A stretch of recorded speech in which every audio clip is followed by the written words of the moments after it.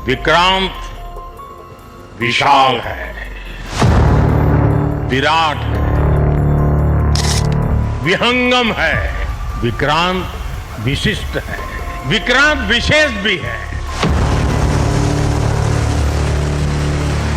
विक्रांत केवल एक युद्धपोत नहीं है, ये 21वीं सदी के भारत के परिश्रम, प्रतिभा, प्रभाव और प्रतिबद्धता का प्रमाण है।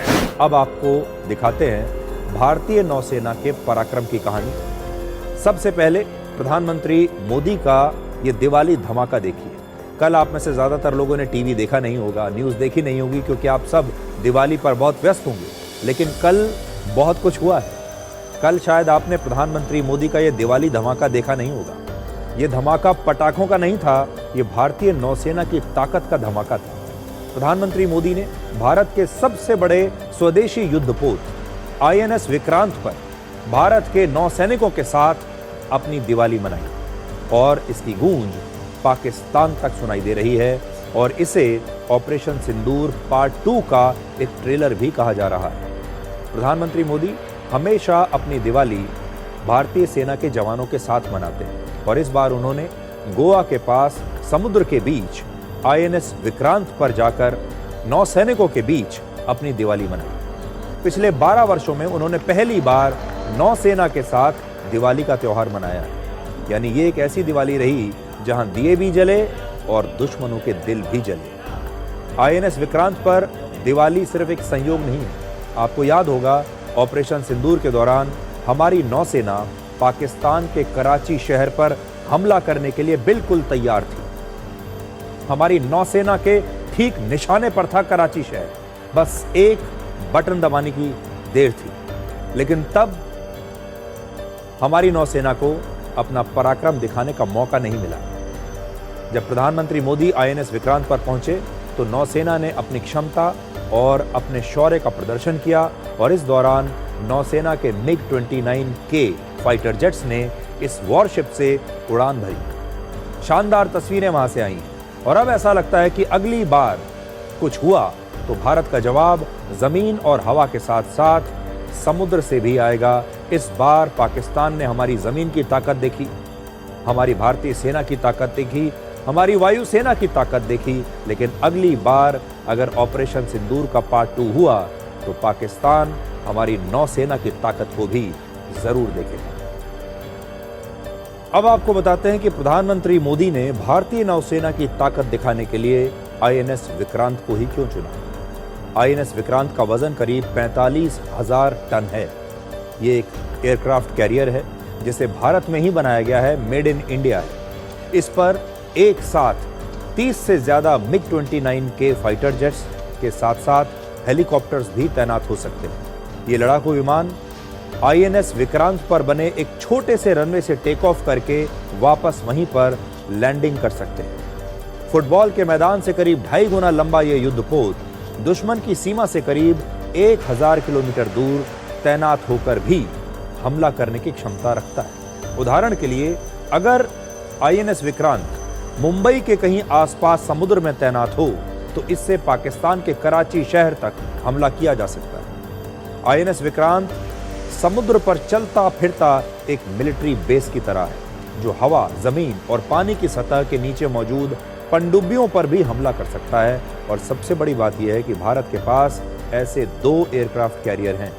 पहला है आईएनएस विक्रांत और दूसरा है आईएनएस विक्रमादित्य, जबकि पाकिस्तान के पास इसकी बराबरी का या फिर इसे चुनौती देने वाला एक भी युद्धपोत नहीं। और यही वजह है कि आईएनएस विक्रांत का नाम सुनते ही पाकिस्तान की रातों की नींद उड़ जाती है। इससे पहले वर्ष 1965 के भारत और पाकिस्तान के युद्ध में हमारी नौसेना को हमला करने का मौका नहीं मिला था, लेकिन इसका हिसाब किताब नौसेना ने वर्ष 1971 के भारत पाकिस्तान युद्ध में पूरा कर दिया। वर्ष 1971 के युद्ध में हमारी नौसेना ने सिर्फ 4 दिनों के अंदर पाकिस्तान के कराची बंदरगाह पर 2 बड़े हमले किए, जिसमें पाकिस्तान के कई युद्धपोत तबाह हो गए थे और वहां मौजूद कराची की रिफाइनरी 10 दिनों तक आग में जलती रही थी। तब पाकिस्तान की एक पनडुब्बी जिसका नाम था PNS गाजी, पीएनएस गाजी ने आईएनएस विक्रांत पर हमला करने की कोशिश की थी, लेकिन भारतीय वायुसेना ने नौसेना ने हमला करके पीएनएस गाजी को वहीं पानी में डुबो दिया था। और शायद यही वजह है कि पाकिस्तान की आंखों में आईएनएस विक्रांत और भारतीय नौसेना आज भी बहुत चुभते हैं। आईएनएस विक्रांत की भी एक बड़ी पुरानी कहानी है। जो आईएनएस विक्रांत, जो असली आईएनएस विक्रांत था, वो वर्ष 1997 में नौसेना से रिटायर हो चुका है। ये था पहला आईएनएस विक्रांत, जिसे आप कह सकते हैं कि फर्स्ट ओरिजिनल आईएनएस विक्रांत। ये रिटायर हो चुका है 1997 में, और इसके 25 साल के बाद वर्ष 2022 में एक नए युद्धपोत को यही नाम दिया गया। भारतीय नौसेना में युद्धपोत के नाम रिटायर नहीं होते। युद्धपोत रिटायर हो जाता है, लेकिन नाम कभी रिटायर नहीं होते। और जब भी कोई वॉरशिप या युद्धपोत रिटायर होता है, तो वही नाम भविष्य में बनने वाले किसी नए युद्धपोत को दिया जा सकता है। आईएनएस विक्रांत से प्रधानमंत्री मोदी ने पाकिस्तान के सबसे बड़े डर, जिसका नाम है ब्रह्मोस मिसाइल, इसके बारे में भी बताया। और ऑपरेशन सिंदूर के दौरान ब्रह्मोस के घातक हमलों को देखने के बाद दुनिया के कई देश आज भारत से इस मिसाइल को खरीदना चाहते हैं। ये मिसाइल आवाज की रफ्तार से 3 गुना ज्यादा तेजी से हमला करती है, और पाकिस्तान पर हमलों के बाद अब ये पूरी दुनिया में मशहूर हो गई है। ब्रह्मोस मिसाइल पर एक और बड़ी खबर आज मैं आपके लिए लेकर आया हूं। भारत की सेना और नौसेना में बहुत जल्द 800 किलोमीटर तक हमला करने वाली एक नई ब्रह्मोस मिसाइल शामिल हो सकती है। इस समय ब्रह्मोस मिसाइल की जो रेंज है वो लगभग 450 किलोमीटर है, यानी इसकी रेंज अब लगभग दुगनी हो जाएगी जो नई मिसाइल आएगी उसमें। और पाकिस्तान का एक इंच का हिस्सा इस नई ब्रह्मोस मिसाइल की रेंज में आ जाएगा। आज जब हम आईएनएस विक्रांत की कहानी आपको बता रहे हैं, तो एक और बड़ी हैरान करने वाली कहानी आपको बताते हैं। ये बात है वर्ष 1960 की।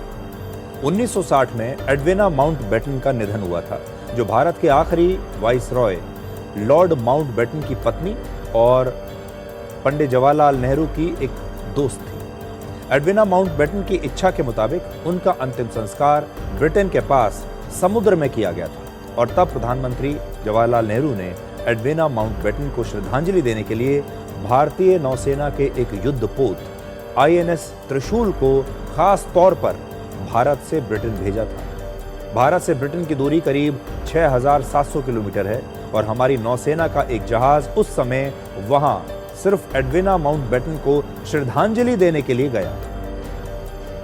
उस समय प्रधानमंत्री जवाहरलाल नेहरू की इच्छा के मुताबिक समुद्र में जिस जगह पर अंतिम संस्कार हुआ, वहीं पर श्रद्धांजलि दी गई।